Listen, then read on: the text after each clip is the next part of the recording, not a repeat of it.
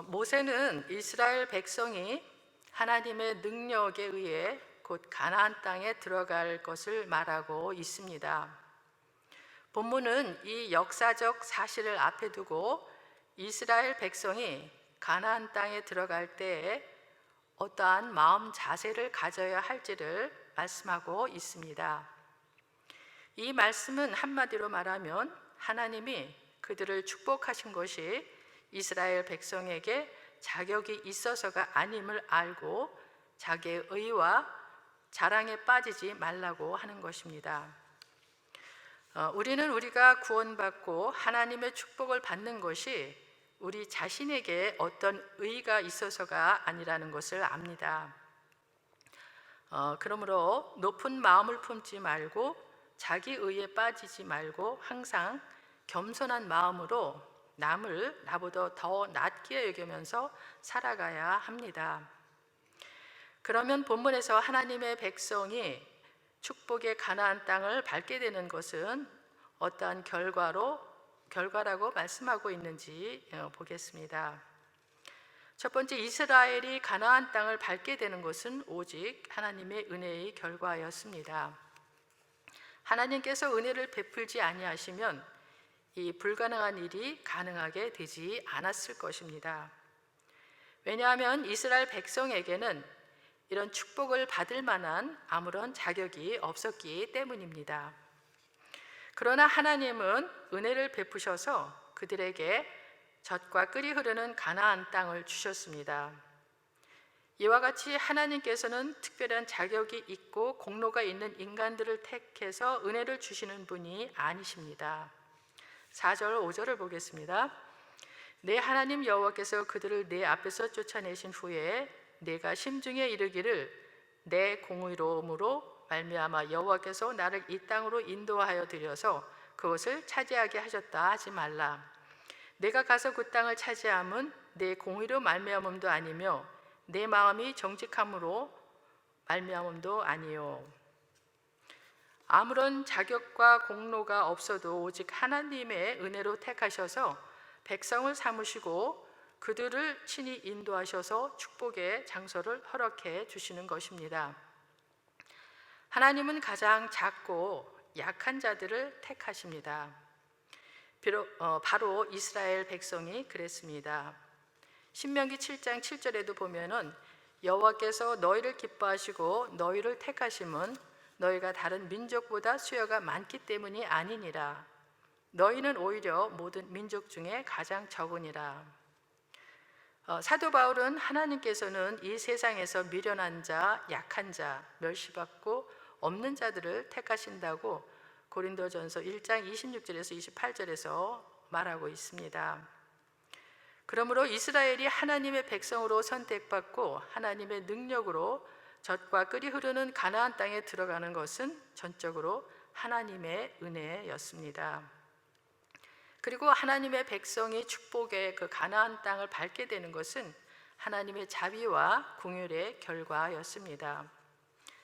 하나님께서 인간이 행한 대로 갚으신다면 하나님의 은혜를 받을 자는 한 명도 없을 것입니다. 하나님께서 죄악을 용서하지 않으신다면 하나님 앞에 설 수 있는 자가 없는 것입니다. 인간은 죄 가운데 태어나 죄 아래 살고 있고 하나님 앞에서 무수히 범죄합니다. 그래서 모세는 광야에서 이스라엘이 어떠했는지를 상기시켜 줍니다. 7절 8절을 보겠습니다. 너는 광야에서 내 하나님 여호와를 경노하게 하던 일을 잊지 말고 기억하라. 내가 애굽 땅에서 나오던 날부터 이곳에 이르기까지 늘 여호와를 거역하였을 때 호렙산에서 너희가 여호와를 경노하게 하였으므로 여호와께서 진노하사 너희를 멸하려 하셨느니라. 이처럼 하나님은 이스라엘의 죄로 인해 분노하셨습니다. 그러나 하나님은 용서를 빌 때마다 분노를 푸시고 자비와 긍휼을 베풀어 주십니다.